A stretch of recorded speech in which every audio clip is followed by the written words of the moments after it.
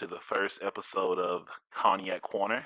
I'm your host, Monsters Boston, and my first guest on Cognac Corner is a longtime friend, Brian Williams, better known as B Wills, personal trainer, bouncer, cancer survivor, mysterious friend of mine, Brian Williams, B Wills. Introduce yourself, please. How you doing? This is Brian Williams, aka B Will. Just like to say, what's up? That's B Wills. So B Wills, first and foremost, how long have we been friends? I'm thinking early 20s. We gotta be at least over the 10-year mark. Has to be somewhere in there. At least the 10-year mark. Somewhere close, right when we started being hit the streets when we went out a little bit. So probably around 23, 24, somewhere in there. Yeah, I want to say a lot of our interactions started out in West County, the Baldwin County Brownie area, then slowly moved into Soulard, and we've always maintained a very healthy and responsible and appreciative friendship. But B Wills, I swear, as long as I've known B Wills, he's been very almost Bruce Wayne Batman with the ladies. He always kept a bad one. You know, I was envious. I hated on B Wills probably for a lot in a good way because I never understood how does B Wills keep bagging these gorgeous mysterious ladies. But I'm hoping B Wills will share with us a little bit of his successes and some failures of love relationships. Also, B Wills also of the 30 and older Black Male No Kids Club. Oh yeah, throw your hands up. Throw your hands up. Throw your hands up. 'Cause that's a rare club. But B Wills, if you can start us off with B Will's early 20s when we first met, and you can get up to speed from there. So tell us about yourself, B Wills. All right. Like I said, name's Brian once again.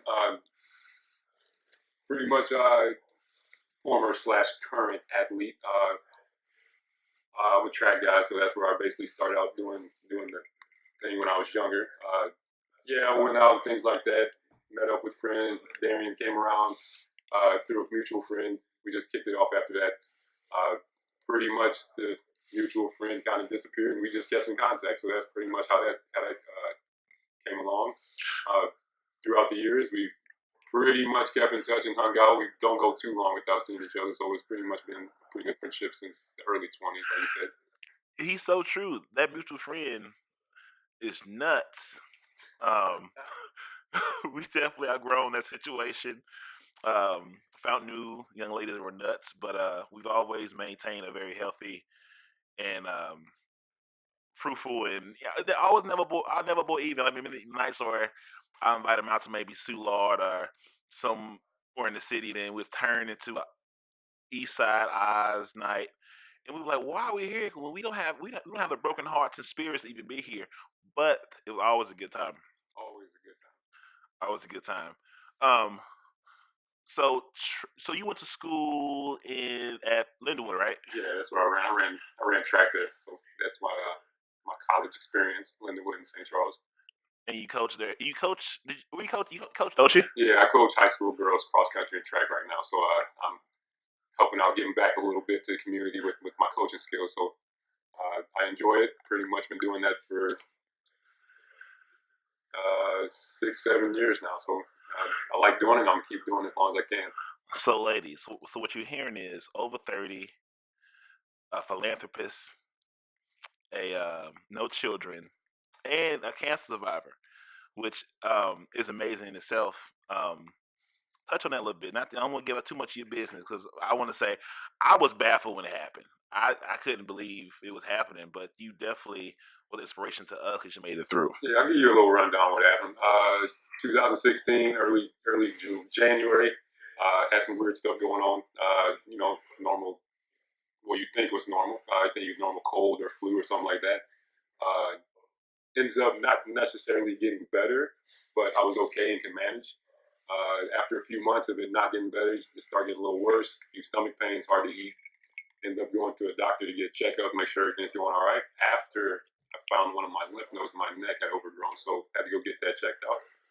Once they checked that out, got diagnosed with lymphoma, non-Hodgkin's, in June 2016.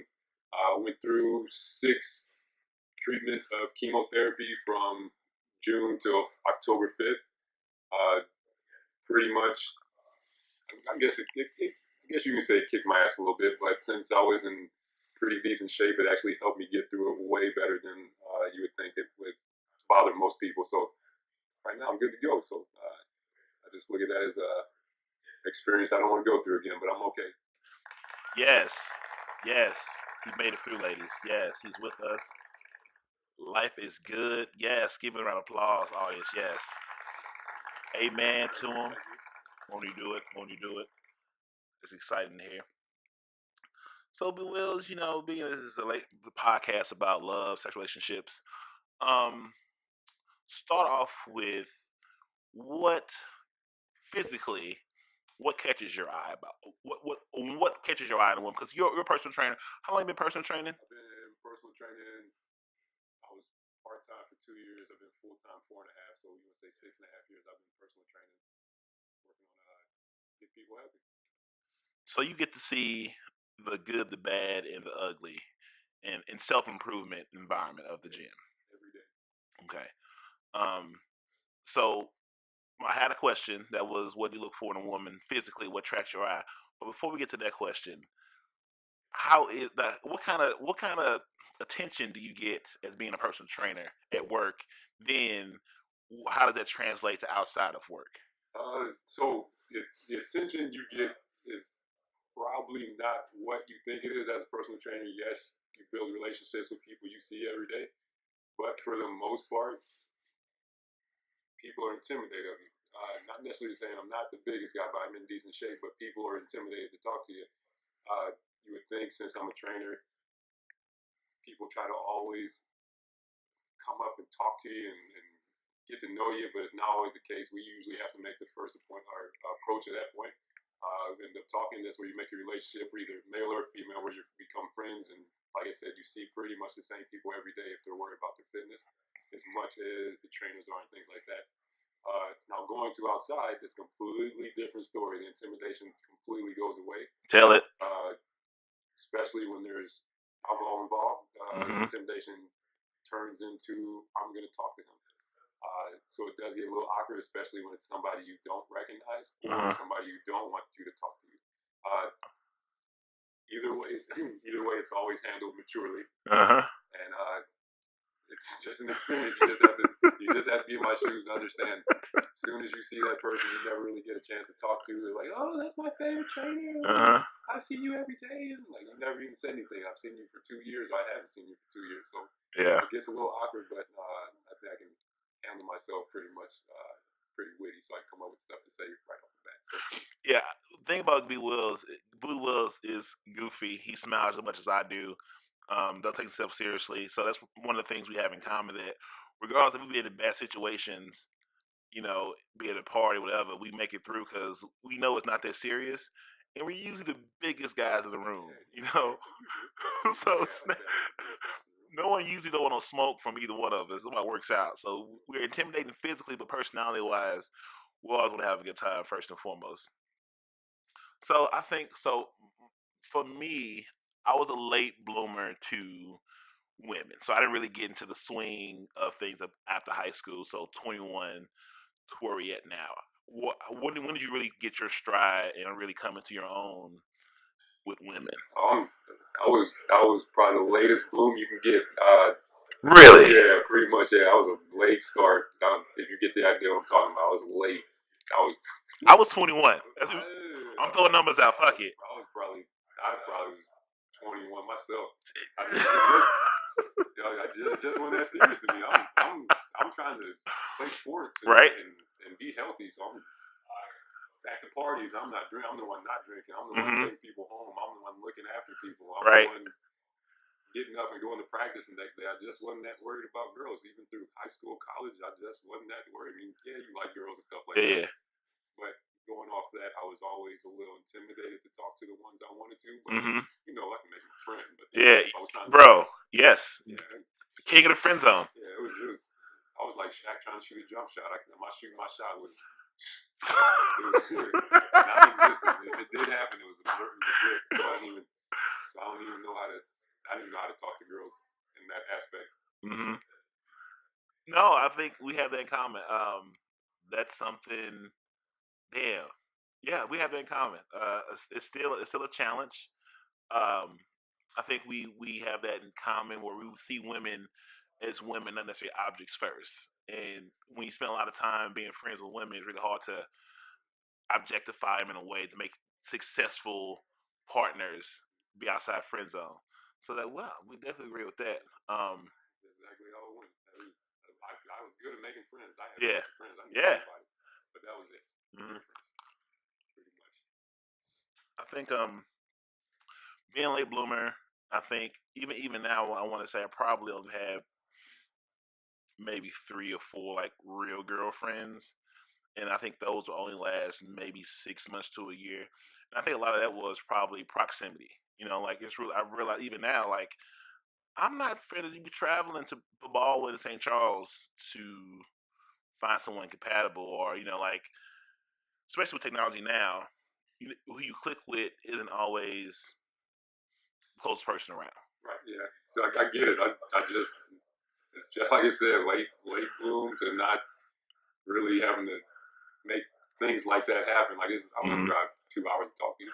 If it works out, that's the best idea for it. Yeah, it can make it can happen, but eventually, if it's a long distance, it's gonna have to get together. Somebody's gonna have to move somewhere. Somebody's gonna have to move this way or that way. You can't be long distance forever, so it's gonna have to put some type of uh, bridge on that Somebody gotta on do that something. ship. So yeah, It's only so long. only so much gas you can drive out of your car. Yeah, yeah. Because to make a relationship successful, you have to be close to have those moments. If I had to get out of bed, I'm like, ugh, I gotta drive where here. It's not gonna work. Yeah, like it's just fine. It's okay at first, but then after like That shit so get old much, you quick. like, are you coming this weekend? Am I going this weekend?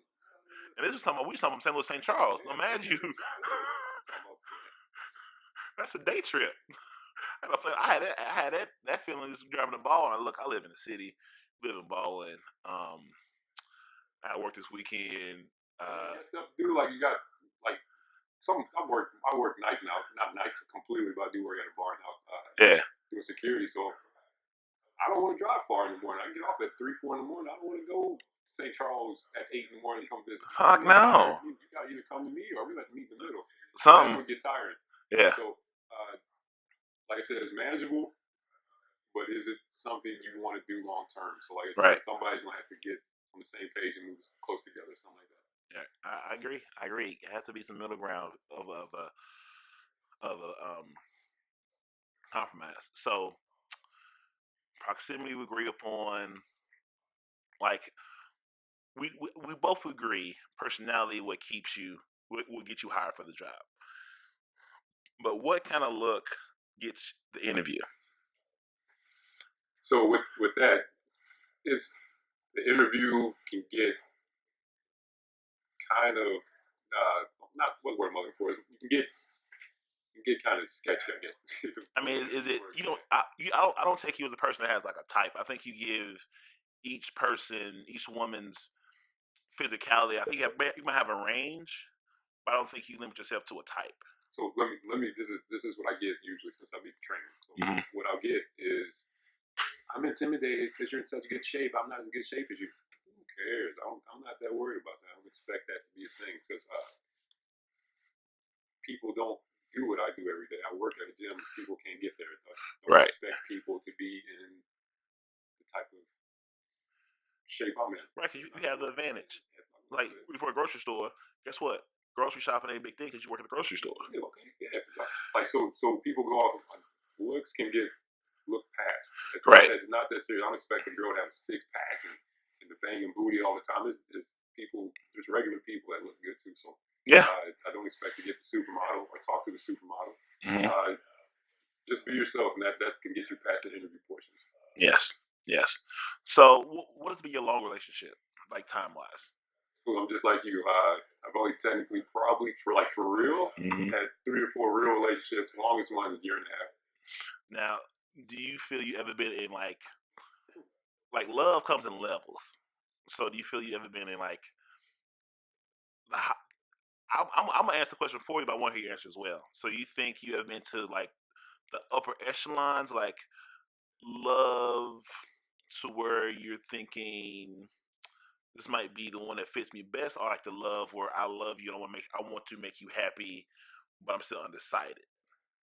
I'll go with the undecided one. Mm-hmm. Yeah, if you've been like in love, which you know my Uh huh. which one I'm talking about. Yeah, Yeah. I kind of messed that up myself. I wish I didn't sometimes. So So I'm so glad to hear you say that. I'm so glad to hear you say that. so it's my fault. Yeah. There's things that just I didn't feel I felt were right, Mm-hmm. so I had to move past. Mm-hmm. But as you get older, you realize things like Mm-hmm. that can make it. Uh, so I'll say if I was being stupid, I guess you could say Mm-hmm. things like that. Mm-hmm. Stupid small things that you can look past that I wasn't. Like I said, you get yourself in a situation that you want to try to dig yourself out of, but it's hard. Yeah. So at times I do wish that I was able to look past things that kind of threw that relationship off. Yeah. Like I say, completely my fault. Yeah. Uh, That's the first step. You gotta own it. yeah, Yeah. That's the first step. Hey, you gotta own it. I'm with you, bro. I feel bad. Yeah. I always felt bad. Like I said, it was my fault. Mm-hmm. If I could do things over, I would change a bunch. Mm-hmm. But like I said, I've been solo most of my life, so it's a little different to be in something that's You absolutely correct. I think the one that I had almost equal to what you had going on was probably 2015, and she was an amazing woman. I think when I say I loved her, I really meant it. But the problem was proximity, and like I'm a social butterfly. Like I'm not as social as I used to be, back in the day when I was in college. But um, when you go out, you want your girlfriend to be there with you, and when she can't, and you around these couples or it's cuff season or like yada yada yada, like I'm in a relationship, but no one knows but me, and she's not here.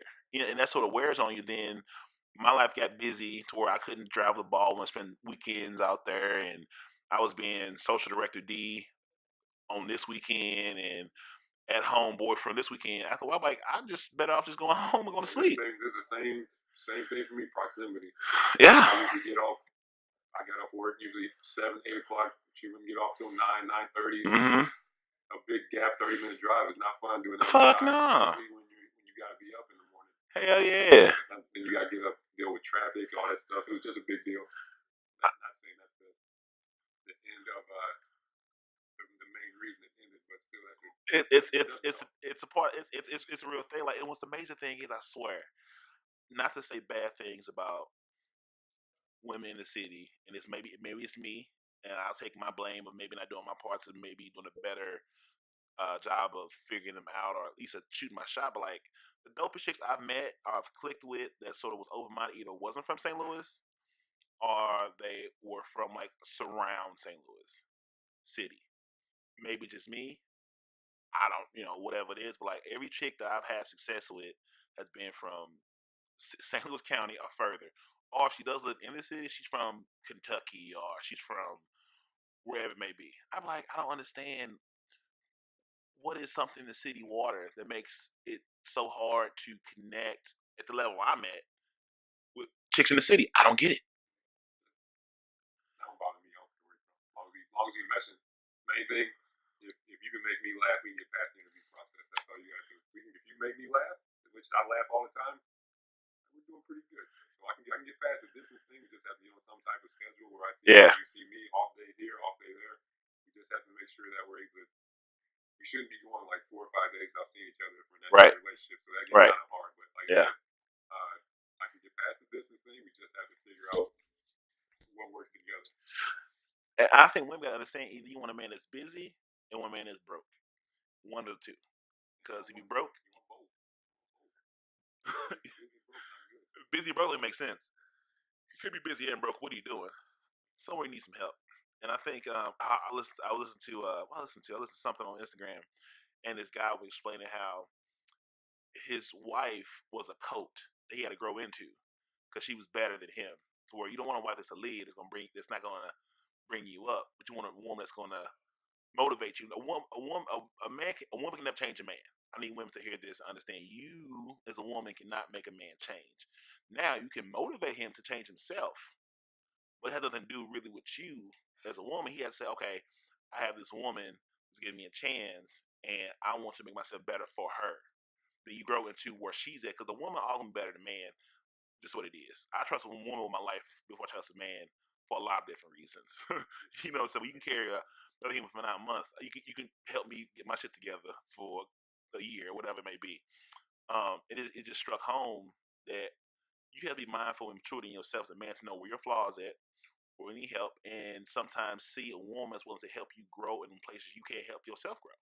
It's one of those things, and I think sometimes women are too damaged from men that didn't deserve them, yada yada yada. And sometimes they don't necessarily see the value in a man they could possibly be good with. And that comes in a whole different situations, age brackets, everything else. I think just comes with you gotta click personality wise and be able to have any conversation. It always baffles to me when we can hook up, but then you can't ask me a question. So we can get naked and do adult things, but you have a hard time asking me. Should be whatever, what, whatever. Like, what is your biggest fears, or like it should be a fear between having that dialogue when we've had this. But like, I don't. It, a lot of broken people out here. I do too. A lot of broken women, men and women, more men and women. Yeah, I didn't specify, but I know a lot of broken men and women. Yeah, and what's the sad part is, but Yeah, I say I'm friends with a lot of them, so I see it. I see it all the time. and the sad part is they have a hard time owning the fractures in themselves. Like it takes a lot of maturity to say I'm broken, because like with this thing, like we get hurt physically, we can see it, we allow ourselves time to heal, but like I think emotional wounds are way worse than anything physical. You just think about any kind of domestic abuse situation or whatever, like a woman, if you hook a woman, I use the word hook a lot because I think it's valuable. I think it's actually accurate. Um, that lasts longer than anything you do to her physically. It's like you've seen it many times, or we've seen on TV, yada yada, where if you can get her to believe in you more than you believe in yourself, she's not gonna go nowhere. And all she want to do is be treated well. But the playbook on women is so well published and shared that women don't always be able to see past the emotional strings guys are using to keep them there. And even when I listened to something today, and it's like this chick was young, married a guy, he went to jail. She met a better guy. She didn't tell the guy she's with now, the boyfriend, that she actually was married to the guy in prison. Got the guy in prison out. Now what you do? So now you messy. Now you're gonna end up losing a great guy because you didn't tell him what was going on, and now you having these emotional feelings, thinking about the good times. There's a reason y'all broke up. You know what I'm saying? And like, I think a lot of people are afraid to grow and be great and move on. Like for me, I'm okay. I don't be sad that you left. I was happy that you got here. 'Cause I learned something the time we was here. It'll make me a better person for the next one. And maybe I'm just overly optimistic. That's it's not easy. It's hard, but it has to be done. Because think about the past. It's the reason your windshield is bigger than your rearview mirror.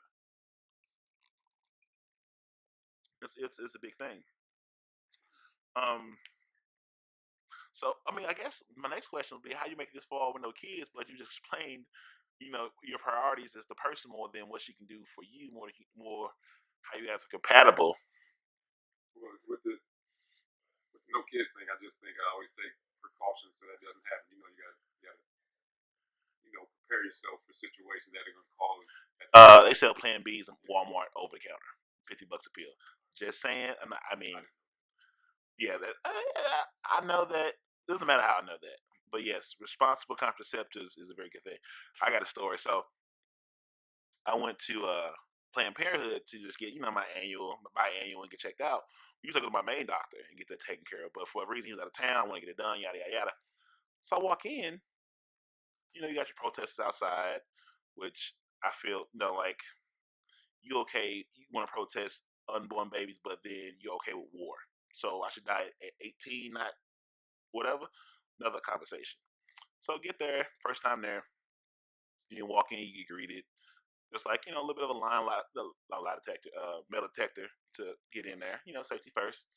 So I walk into the front door. I'm like, oh, okay. Walk in, look at the desk, and I see a lot of people sitting in the lobby. I'm like, oh, Saturday morning, 9 o'clock. Maybe everyone's here to get there, get check up, make sure they good. Safe sex, yada yada yada.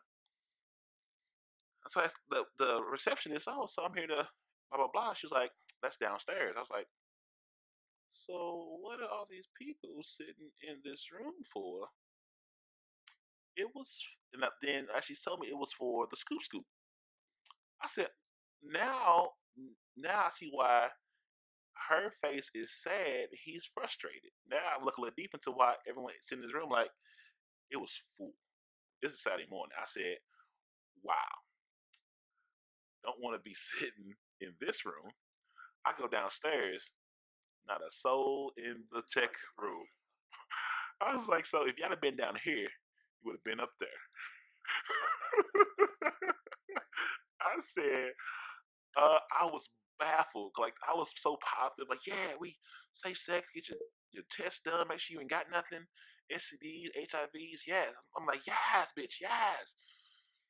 Then I realized we here for the scoop scoop. I said, well, I mean, I'm gonna go downstairs and just sit down and wait for my turn since I'm the person in line because it can happen to anybody. It's easy. It can happen. You could be sitting there, spending whatever the amount costs to not be another baby daddy. So I think let me see anything else I wanted to Well, cover. I can go back to. I think I won't say like subconsciously. I think the reason I might not have had kids, my sister had some pretty early. Mm-hmm. She's 9 years older than me. She got pregnant probably 18, 19 Mm-hmm. with the first one. Mm-hmm. Probably the second one, 21-ish, 22-ish. Mm-hmm. Third one, Yeah. probably mid 20s. Fourth one, Okay. Okay. probably a little bit after that. Please don't say five. Please don't say five. To shorten it up a little bit, she has 7 kids at the moment. So when you see that when you're little, like I don't. Mm-hmm. Not saying having children that many is a bad thing, Right. but when you're not ready for that many, it gets kind of hard. So I think personally that could put a damper on me having some. Remember, she's 9 years older than me, so all this is going on. I'm still a little kid. Oh yeah. That's a little. That's a little bit scarring. Yeah, so PTSD. So I can kind of won't blame it, but I can say it kind of maybe helped with the late bloomer part of my life. So, Mm-hmm. so if any of y'all need an explanation why I'm a late bloomer, I think I'm a pretty good looking guy. I'm just joking, but it's You one of my role models. That's pretty much what I think subconsciously kept me out of the baby realm. I guess it just had to happen. Right. I mean, children are a blessing, but I think more than anything, not only is having a child, but being connected with an adult that you're having a child with. Because I think at this day and age, there's so many questions you gotta have about her family tree, your family tree. Because like once you have a child, that's a bridge to you and that woman, her family forever. And in drama and energy, it's so much that goes into like the pregnancy and the health of the mom and her mentality, and y'all got to agree on like how you want to raise this child, what kind of school, what philosophies, what ideas, location, like so many different components that go into raising a child that you can't control because it's a whole nother that you can't control. You know, Yeah, you ain't ready. Not completely ready to take care of myself. I can take care of a little. I'm not doing good adulting. I'm 33 and I'm not successful at adulting at all. I feel like I'm in a spot where I want to bring a youngster in. So once I get to that position, then we'll see about that. But right now, I'm just trying to make sure I stay afloat. So ain't no rush because black don't crack and we drink a lot of water. Stay this age forever. I just might say something different, but I'm gonna be okay. You're gonna be okay. There's no rush. And like even when I did my big brother's thing for a couple years back, that was all the kid I need. I have a 3-year-old nephew. My sister's 25. And my mother was young as a 6. But for me, I mean, I guess probably because I didn't grow up with a lot of cousins and kids around me as a child. I was the oldest, youngest cousin or nephew around the adults where I'm like, I don't want to be responsible. I take responsibility very serious. I know once you have a child, don't worry about you. So as long as I still have things I want to do or experience, yada yada yada, I don't want to have kids. But on the flip side, I do see how having kids do motivate you to Oh, you be. gotta be motivated. You Got to. yeah, in a good way. A lot of people got motivated from having children, which you kind of have to if you have one. So if it does happen where that would pop into my life, I gotta get even more motivated. So it can be a good and a bad thing. So It can I be a. would say mostly good, but Mhm. like I said, I'm not ready yet. It can be a jet fuel onto a fire. This is the only thing my kids are about for me, and I know a few single mothers and yada yada yada. But like, I I cannot comprehend like you needed to have a child to know maybe you out here doing the most.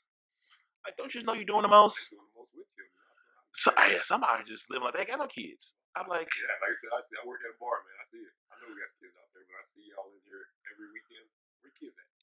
grandma can't watch them every weekend. They stay with them. Oh yeah, yeah. You put them to bed, you can get out of there. Yeah, I mean, I get if you play a mom all week, you want to get out and be an adult. But think about it, you could have been adult. You gotta have a kid to be. You can. Kids are the ultimate choice. You didn't have to have them. And don't get me wrong, I understand how the moment like it can be right there on the nightstand. You're like, if she'll say nothing, I ain't gonna say nothing. But I'm gonna say something because I know I'm not ready yet. Or like I say, Walmart is playing bees, $50 a pill, guys. I know. Yeah, I feel maybe way I feel about whatever, but I'm just giving you options. If you pull on game slack, you better strap it up, man. Yeah, if you got the strength, pull it out. Or it's a story of another day. But if you like, I personally like to date either my age or older. I might fall, it's maybe a little divorcee, she got out of a marriage, trying to get back in the game, try to get a groove back. Because usually they might have kids in college, going to college. Yeah, we getting up there, man. So yeah, 80% of people we know this around our age got kids, so I kind of expect it. Grown kids, 12, 10. Yeah, you want to play hoops later, so Try to be next Steph Curry. Um, I've had situations where they've had it, hysterectomies, shit been done. So like, I'm in the clear. You can't have your kid days are over. Now, don't get me wrong. We still have to be safe because I live the way I live, which is responsible as possible. You live the way you live, but we're not together. But I don't know what's going with that story. But I find women 40 and older with their mind together very valuable. Because life is a lot more gray than it's black and white. I think people need to understand that. So um, that's just a little nugget from Marcus and good old Cognac Corner. Well, B Wills, I want to just wrap this up, get this tied down. I think we had a very good first episode, covered a lot of things. Um, we will do this again. We'll be socials, Twitter, Cognac Corner, Instagram, Cognac Corner, SoundCloud. Check us out, Cognac Corner, YouTube, Cognac Corner. Email me with anything you want to talk about, questions, comments, cognaccorner at gmail.com, cognaccorner at yahoo.com. I want to thank you all for listening, enjoying, being a connoisseur. Until next week, be great, be blessed. I love you all. Have a good night. Hey, how you doing, lady?